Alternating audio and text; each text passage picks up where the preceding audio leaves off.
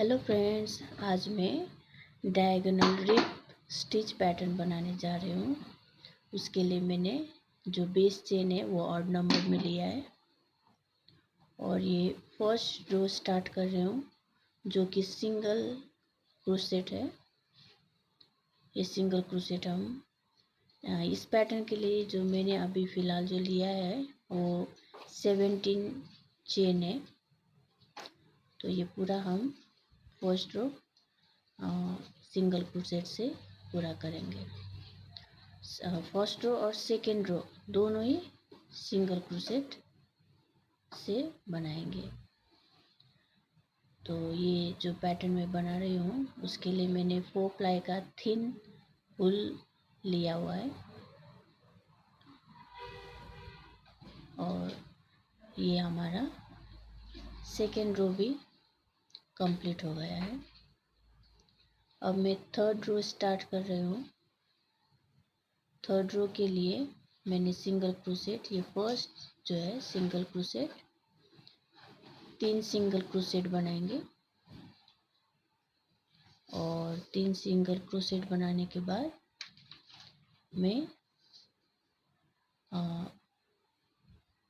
जो second stitch है यहाँ से फर्स्ट सेकेंड, ये सेकेंड स्टिच पे मैं लूप को पुल करूँगी इस तरह से डायगोनल शेप में और फिर सिंगल क्रोशेट, यहाँ से सिंगल क्रोशेट मैं बनाती हूँ।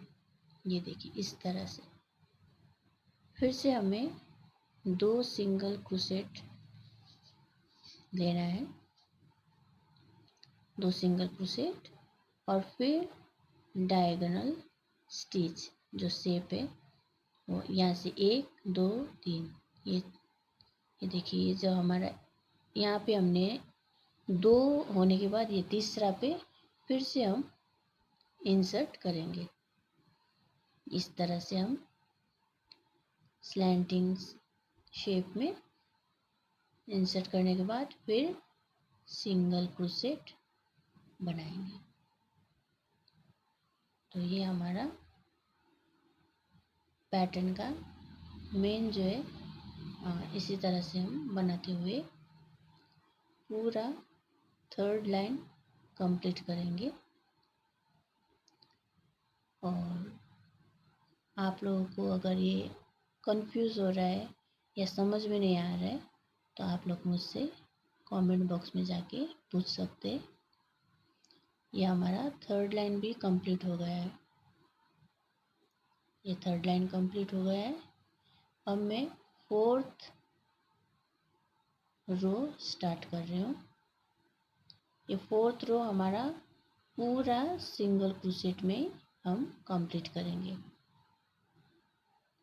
ये देखिए इस तरह से सिंगल क्रोशेट बना रही हूँ मैं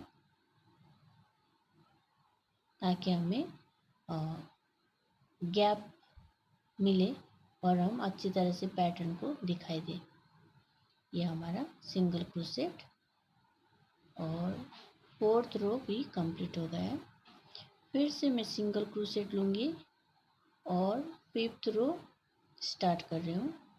फिफ्थ रो के लिए जैसे मैंने थर्ड रो में बनाया है सेम एज इट इज़ ही हमें वही पैटर्न फॉलो करना है। ये फिफ्थ रो और same as it is third row के लिए जो हमने किया है वैसे ही करना है। ये हमारा डायगोनल पैटर्न में हम फिर से लूप को पुल करेंगे और सिंगल क्रोशेट इस तरह से फिर से बनाएंगे। ये देखिए इसी तरह से हम करते हुए एक जो फिर इसके बाद जो है हमारा रो सिंगल क्रोशेट का होगा, फिर पैटर्न का होगा। इसी तरह से हम कंटिन्यू करते हुए हमारा ये पूरा जो है 2 रो के जो पैटर्न है वो हमारा बन के तैयार हो जाएगा। ये इस तरह से और ये हमारा फिफ्थ रो भी कंप्लीट हो गया और मैंने लास्ट एंडिंग में आपको दिखाया है ये जैसे कि हमारा बीच में गैप हमेशा सिंगल क्रोशेट का होना चाहिए और पैटर्न का।